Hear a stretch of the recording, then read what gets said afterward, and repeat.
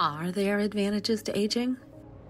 Yes, I am Debbi-Jo Horton, and welcome to Advantages to Aging. Join my guests and I as we discuss aging and what makes for a healthy lifestyle, which results in a quality life. Thank you for joining me today.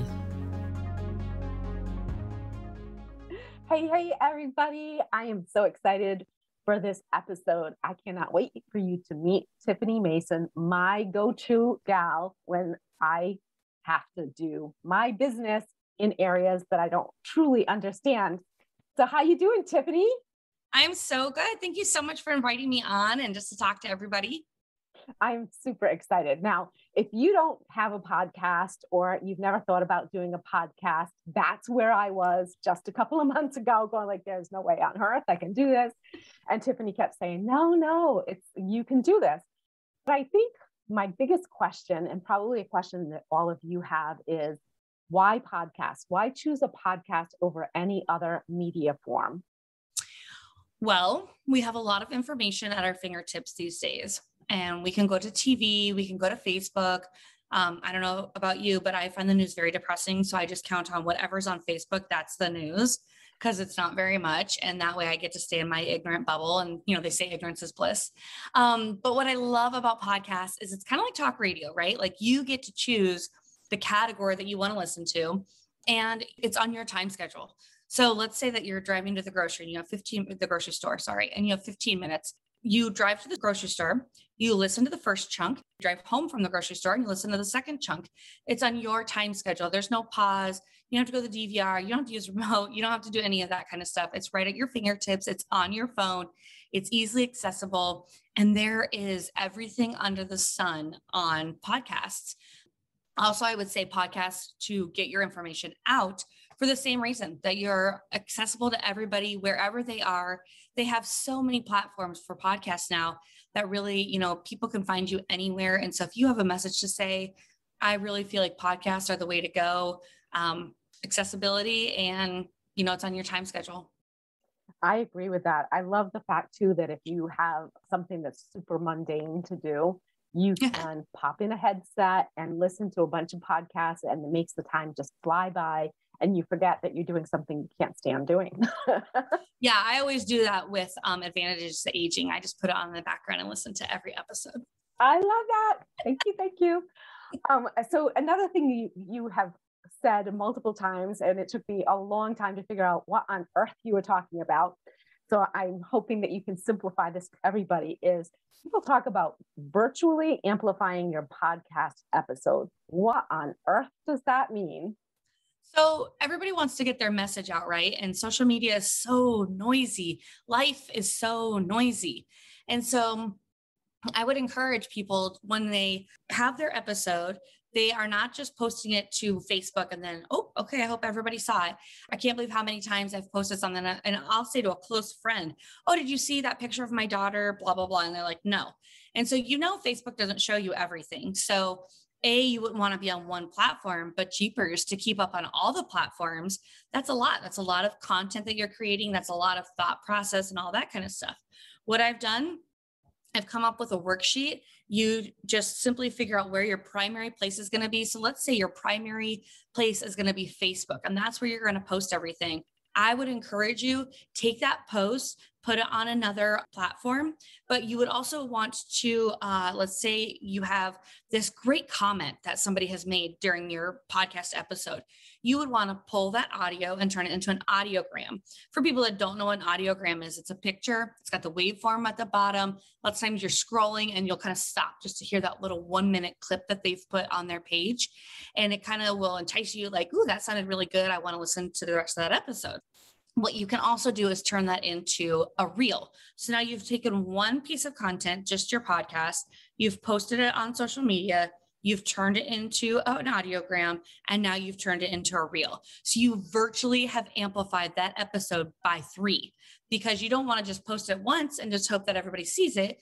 You want to post it a lot so everybody sees all of your content, and you're getting exposure. And again, you're catching people where they are. So you're catching them on LinkedIn because that's where they are, or you're catching them on Instagram because that's where they are. So it's just important to have that information everywhere. and be exposing it as much as possible. So you are getting that message out to everybody. So add-on question to that. Yeah.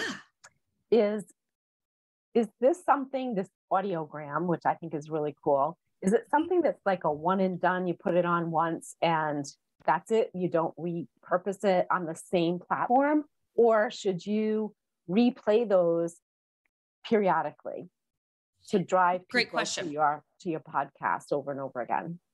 Great question. So I would post it to my Instagram. Then a day later, I would post it to my Instagram stories and say, hey, did you get a chance to listen? And then maybe a week later, I would turn it into a reel and I would post it and say, you know, in the reel, you can have a couple of different pictures in there. So you could have the first picture.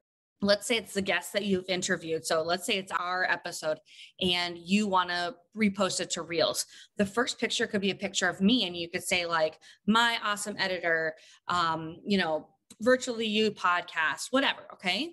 And then the second could be the 1 minute, well, Reels will take it down to 30 seconds. So 30-second audiogram. And then maybe the next one is, you know, did you get to listen or listen today or new episode coming this Monday? You know, whatever you wanted to say, you could certainly put on that reel. So you're repurposing it again. Then maybe a week later, you share that to Facebook stories.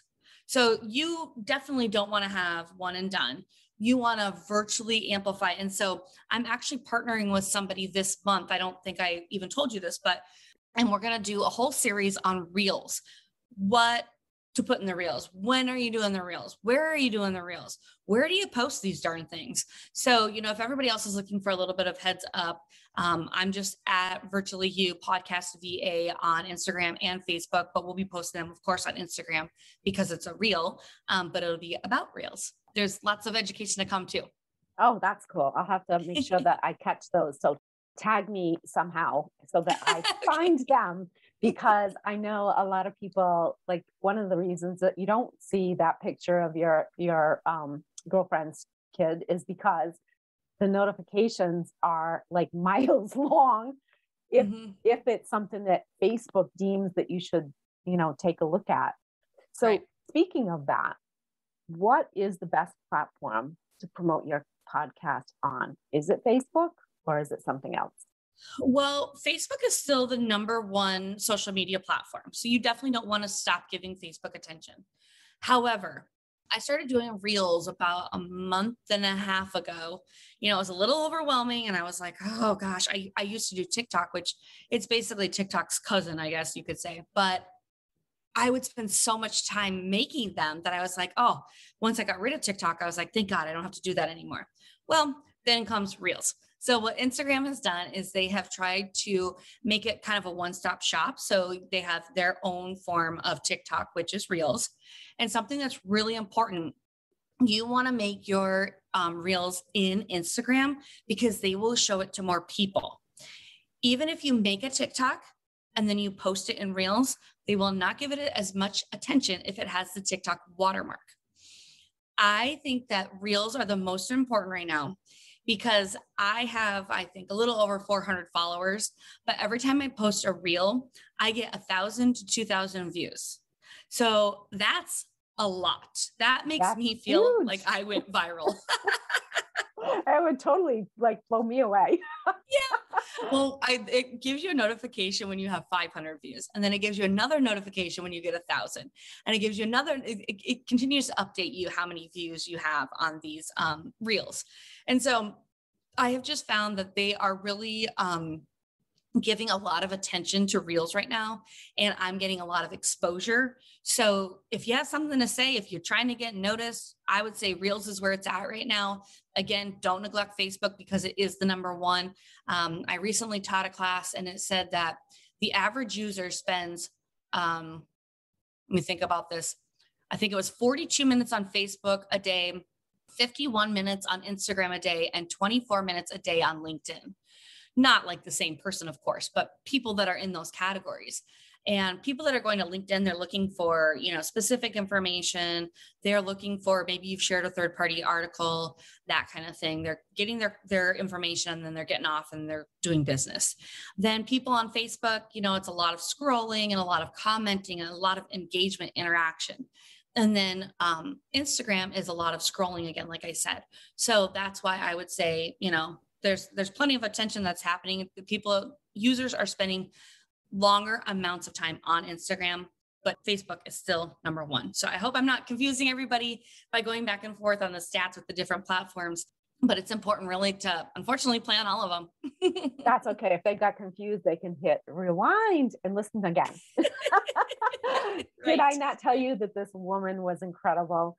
So I really highly recommend that you do find her on Facebook and on Instagram and follow her. But even more important, follow her podcast, which is Memories with a Beat. And I wanted to add something really quick, Debbie, if I can.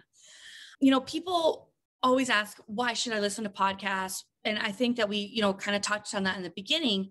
What I wanted to add, though, is you guys can go there for education. You can go there for entertainment. You can go there for inspiration. You can go there for tips. Whatever you are looking for, you just search for it, and there is a podcast for that.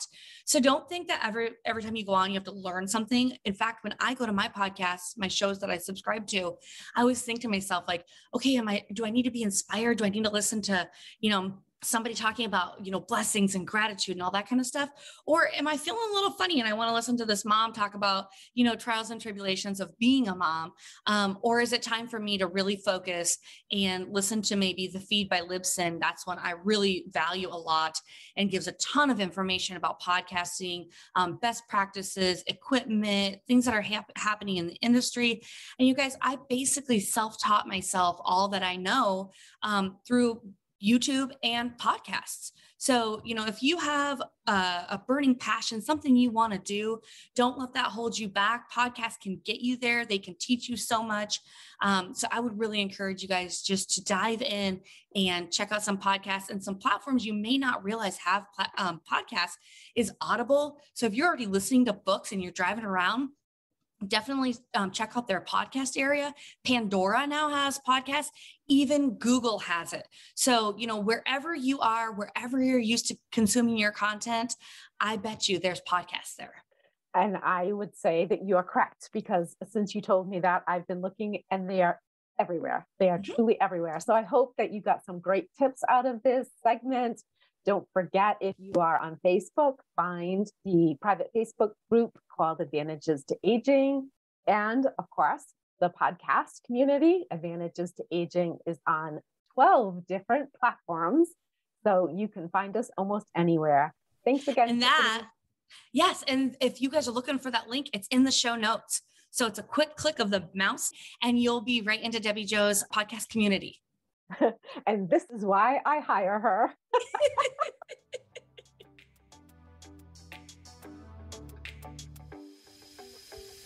Do you think one of the biggest advantages to aging is all the knowledge we gain along the way? Me too. What did you learn today? Share with me in my Facebook group with the same name as this podcast, Advantages to Aging. Now hit subscribe so you don't miss all the tips to come in future episodes.